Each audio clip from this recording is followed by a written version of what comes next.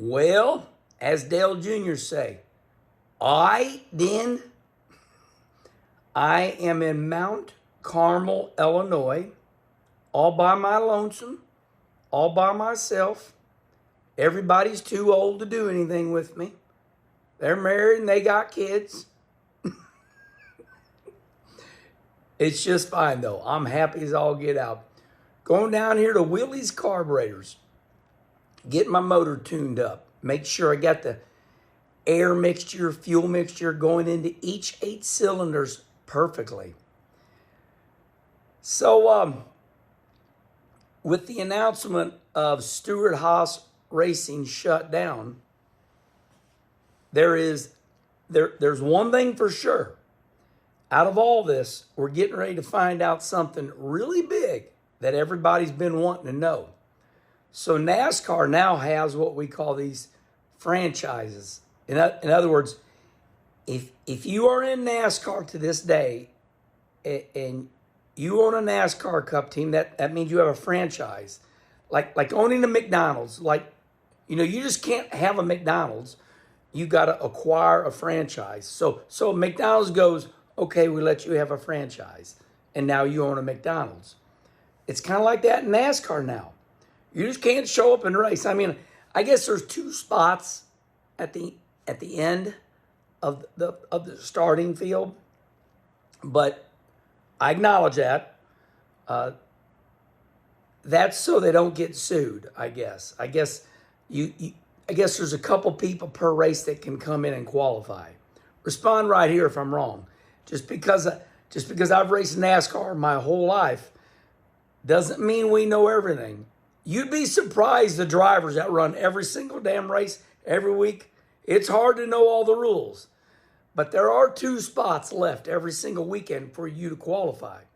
But anyway, so now there's going to be 4 starting spots for sale. We call them franchises. And this all started because, you owned a team, and then when it was all over, you didn't have anything. You had brick and mortar. It meant all you had was a building, and now we're going to start selling everything like a fire sale. So the franchise means that, okay, now when it's over, you can sell your starting spot. I'm going to sell you my starting spot on the field. So now Stewart-Haas has 4 for sale with the announcement of them shutting down completely at the end of the year. So my dear friend Rick Mast, over there on the Rick Mast show. Now, Rick didn't make a show about it yet, but I'm interested to see if he does with Charlie Marlowe. Because on X last night, Rick says, well, we're getting ready to see what a franchise will sell for. So the thought was $40 million. One franchise, $40 million. Well, Brad Keselowski says, and then also Kelly Earnhardt, she pipes up and she goes, yeah, we're 30 million short too. Which I do want to say, we're going to have Kelly Earnhardt on Kenny Conversation. I want to repeat it because I think it's a pretty big deal. We are going to have Kelly Earnhardt on Kenny Conversation. She said yes on X.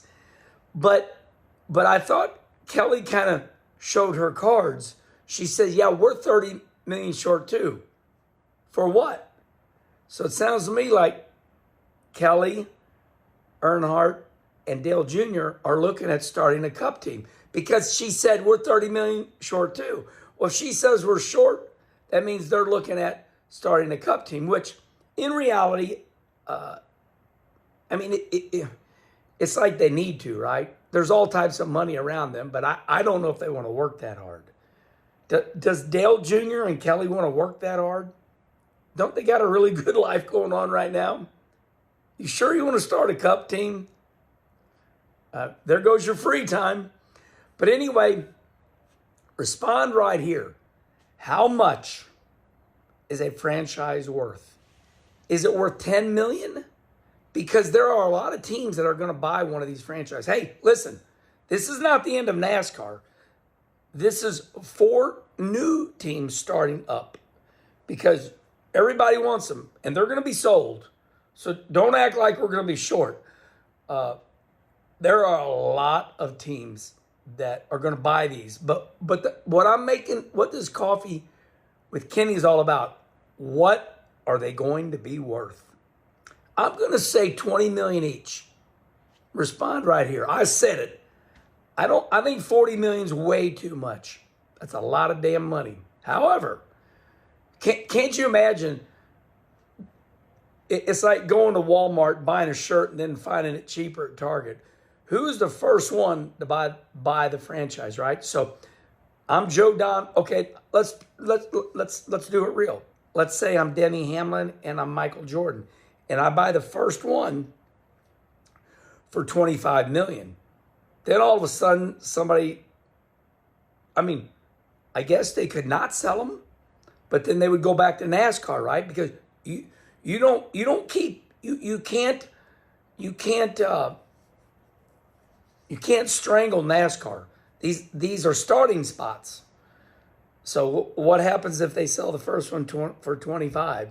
Then the second one goes for 20. Then the next one goes for 15, all the way to 10. It's going to be interesting since they have 4 for sale.